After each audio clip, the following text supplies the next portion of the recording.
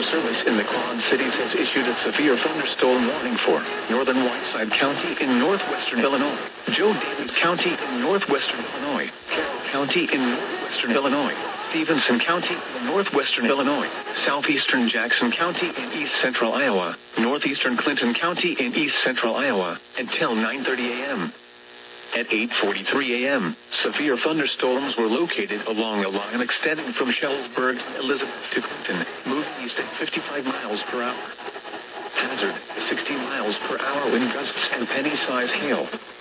Source, radar indicated. Impact, expects damage to roofs, siding, and trees.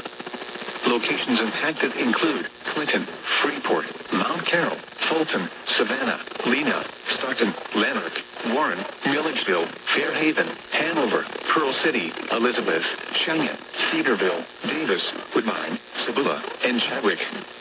Remain alert for a possible tornado. Tornadoes can develop quickly from severe thunderstorms.